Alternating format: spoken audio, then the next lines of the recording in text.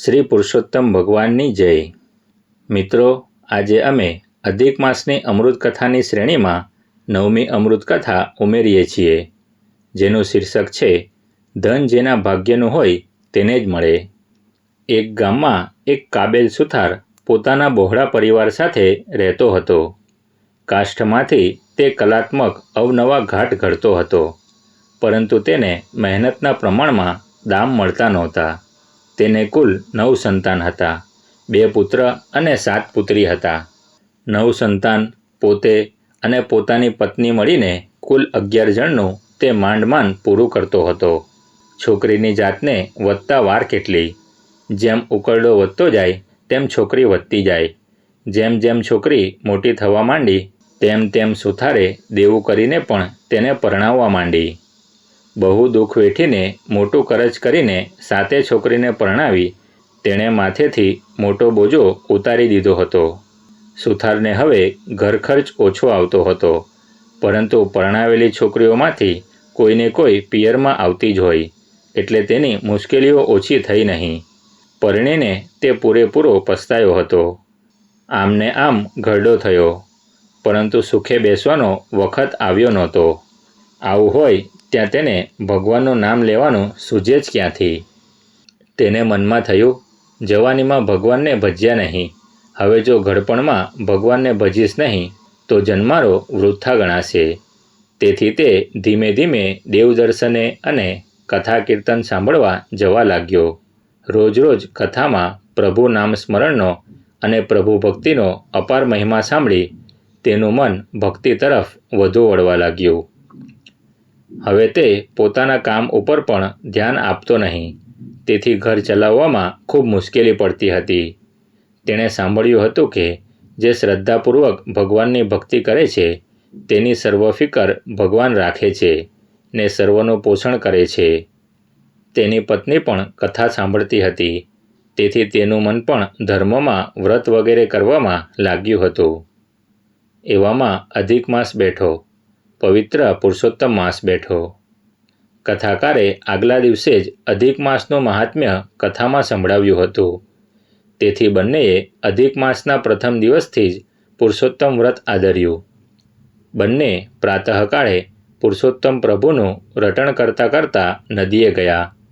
સ્નાન કરીને કાંઠાગોરનું પૂજન કર્યું, કાંઠાગોરની વાર્તા સાંભળી। પછી ઘરે આવી પુરુષોત્તમ ભગવાનની છબી આગળ ઘીનો દીવો તથા અગરબત્તીનો ધૂપ કરી ધ્યાન કરવા બેઠા। સુથાર સુથારણે આમ સ્નાન અને ધ્યાન તો કર્યું, પણ દાન કરવાનું બાકી હતું। તે વગર વ્રત ફળે નહીં। દાન આપે પણ ઘરમાં પૈસો ટકો કે અનાજ ન હતું તો શું આપે? તો પણ તેમણે ઓછીનું અનાજ લાવીને પાડોશમાં રહેતા એક બ્રાહ્મણને સીધું આપવાનો નિર્ણય કર્યો। તેમને એક ભલા ખેડૂતે ગમે ત્યારે નાણાં આપવાની શરતે ઘણું જાત જાતનું અનાજ આપ્યું। આથી બંને રોજ શ્રદ્ધાપૂર્વક સ્નાન, ધ્યાન અને દાન કરવા લાગ્યા। વ્રતના 25 દિવસ તો તેમણે ભગવાનની ખૂબ જ ભક્તિ કરીને રૂઢી રીતે પસાર કર્યા, પણ હવે ઘરમાં અનાજનો દાણો પણ નહોતો તો દાન શેનું કરવું? બંને તેની ચિંતા કરવા લાગ્યા। એવામાં સુથાર કુદરતી હાજતે સવાર થતાં પહેલાં હાથમાં જળ ભરેલો લોટો લઈને વગડામાં એક ઢાળવાળી જગ્યાએ જઈને બેઠો। ત્યાં આગળ એક ખાડો હતો, તેમાંથી ઝળહળતો પ્રકાશ નીકળતો જોઈને તે આશ્ચર્યમાં પડી ગયો। જતી વખતે માટી વડે હાથ ધોઈ તે ખાડા આગળ ગયો તો તેમાં હીરા ઝળકી રહ્યા હતા। સુથારના મનમાં થયું કે જરૂર તેના વ્રત અને ભક્તિથી પુરુષોત્તમ ભગવાન તેના પર પ્રસન્ન થયા છે ને ગુપ્ત રીતે લાભ આપ્યો છે। તેને લાગ્યું કે આખો ખાડો હીરાથી ભરેલો હશે, તેથી તેણે ખાડામાં પડેલા હીરાઓ લઈ ધોતિયાના છેડે બાંધી દીધા। પછી એક ડાળી વડે ખાડાને ઊંડો ખોદ્યો તો તેમાં એક તાંબાનો ચરુ દાટેલો દેખાયો। ચરુના મુખ ઉપર લુગડું બાંધેલું હતું। તેણે લુગડું છોડ્યું તો અંદર ચાંદીના રૂપિયા ભરેલા હતા। ધન જોઈને ભલભલા ચડી જાય, પરંતુ ધર્મવ્રતમાં ઊંડો ઉતરેલો સુથાર તેનાથી લોભાયો નહીં। તેને કથાકારના વચનો યાદ આવ્યા કે પ્રભુનો ખરો ભક્ત તે જ કહેવાય જે પરધનને પથ્થર સમજાણે, પર સ્ત્રીને માત સમજાણે। સુથારે તો પેલા હીરાઓ પણ તે ચરુમાં રાખી દીધા ને પછી તેનું મોઢું લુગડાથી બાંધી તેના ઉપર માટી નાખી ખાડો પૂરી દીધો. તેણે પરધનને હાથ લગાડ્યો હતો તે ખરું, પણ તેમાંથી તેણે કંઈ જ લીધું નહોતું. તેણે ઘેર જઈને તેની પત્નીને ગુપ્તધનની ચરુની વાત કરી અને પોતે પરધનને પથ્થર સમજાણી તે લીધા વગર આવ્યો છે તેમ જણાવ્યું. ત્યારે સુથારણે કહ્યું, તમે તો વેવલાના વેવલા જ રહ્યા. એ ગુપ્તધન બીજા કોઈને કેમ ન દેખાયું ને તમને જ દેખાયું? આ તો આપણા વ્રતથી, આપણી ભક્તિથી પુરુષોત્તમ ભગવાને પ્રસન્ન થઈ આપણી ગરીબી ટાળવા માટે આપ્યું છે. માટે ત્યાં જઈને બધું ઘર ભેગું કરી દો. આપણાથી હવે કાંઈ કામ ધંધો તો થતો નથી, તો હાથમાં આવેલો લાભ શા માટે ગુમાવો છો? સુથારે કહ્યું, ભગવાનને આપવું હોય તો ઘેર બેઠા આપે. એ તો કોઈએ ત્યાં ચરુ દાટ્યો હશે ને મારા જોવામાં આવ્યો. તેને હું ભગવાનની ભેટ કેમ માની લઉં? ભગવાને આપવું હોય તો ઘરનું છાપડું ફાડીને ધન વરસાવે. સુથારણે બહુ બળાપો કર્યો, પરંતુ સુથાર તે ગુપ્તધન લેવા જવા તૈયાર થયો નહીં અને કહેવા લાગ્યો, એ ધનની પંચાયતમાં આપણે વ્રત નિયમ ચૂકી જઈશું. નદીએ નહાવા જવાનો સમય થયો છે, માટે એ બધી પંચાયત મૂકીને નદીએ ચાલ. ધનમાં જીવ રાખીશું તો ધર્મ ચૂકી જઈશું. થોડીવાર આ અંગે સુથારણ વચ્ચે ઉગ્ર ચર્ચા થઈ. તેઓ એટલા બધા મોટા અવાજે બોલતા હતા કે તેમની પાડોશમાં રહેતો વાલજી વાળંદ બધી વાત સાંભળતો હતો. તેણે આ લાભ ઉઠાવવા વિચાર્યું. તે પહેલેથી જ આ સુથારણ ઉપર અદેખાઈથી બળતો હતો. જ્યારે સુથારણ ગુપ્તધન ન લઈ આવવા સંમત થયા ને નદીએ નહાવા ચાલ્યા ગયા, તે પછી થોડી જ વારમાં પેલો વાણંદ તેની પત્નીને લઈ વગડામાં સુથારે બતાવેલી જગ્યા આગળ ગયો. પણ ખાડો ક્યાં છે તેની શી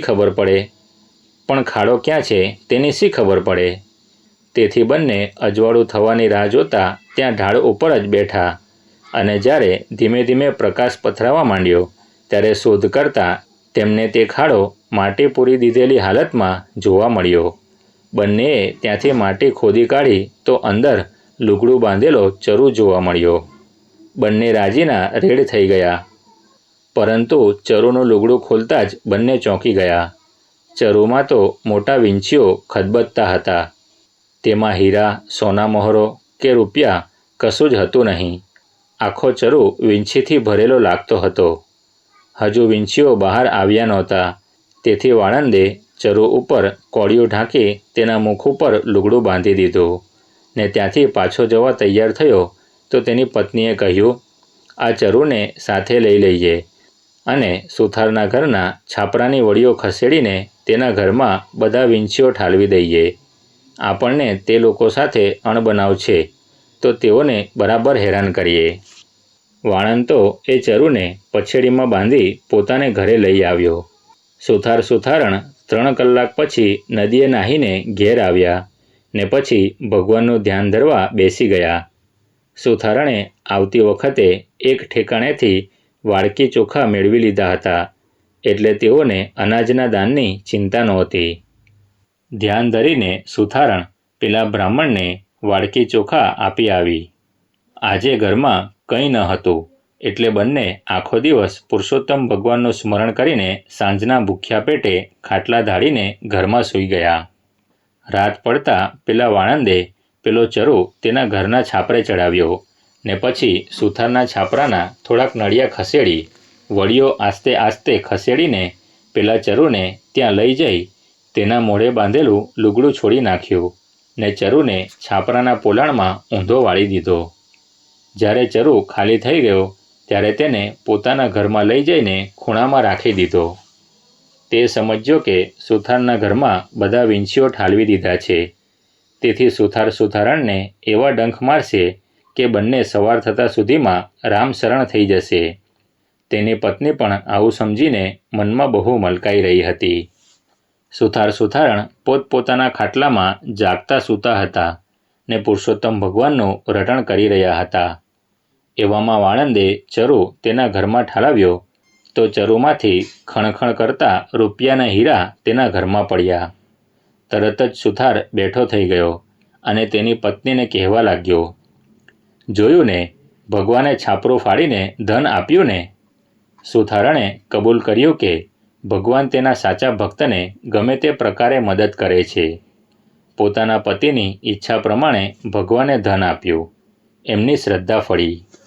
બંનેએ રૂપિયા વીણી લીધા ને તેને એક ખાલી કોઠીમાં રાખી દીધા ને જે હીરા હતા તે સુથારે એક હાટિયામાં સાચવીને રાખી દીધા. પછી બંને ભગવાનનું રટણ કરતાં કરતાં નિંદ્રાને આધીન થઈ ગયા. સુથારે બીજે દિવસે પેલા હીરાઓમાંથી એક હીરો લઈ જઈને નજીકના શહેરમાં એક ઝવેરીને વેચ્યો તો તેના 2000 રૂપિયા મળ્યા. તેને હજુ વ્રતનું ઉજવણું કરવાનું બાકી હતું. તેથી પ્રથમ બ્રાહ્મણને લાડવા જમાડવા માટે તમામ સામગ્રી લઈ આવ્યો ને સુથારણે એક બ્રાહ્મણને બોલાવી તેની પાસે બ્રાહ્મણીય રસોઈ કરાવી 15 બ્રાહ્મણને જમાડ્યા ને દરેકને 1-1 રૂપિયો આપી રાજી કરીને વિદાય કર્યા. તે દિવસે સુથારણે પુષ્કળ દાન કર્યું. થોડા જ સમયમાં સુથારે ત્યાં એક મોટું મકાન બંધાવી દીધું ને તેમાં તેની પત્ની સાથે સુખ ચેનથી રહેવા લાગ્યો. બંનેએ જીવ્યા ત્યાં સુધી અધિક માસમાં પુરુષોત્તમ વ્રત કર્યું. તેથી તેમની સદગતિ થઈ. હે પુરુષોત્તમ ભગવાન, તમે જેવા સુથારણ પર પ્રસન્ન થયા તેવા તમારું વ્રત કરનારને, સ્નાન, ધ્યાન, દાન કરનારને અને વ્રતકથા વાંચનાર સાંભળનારને ફળજો.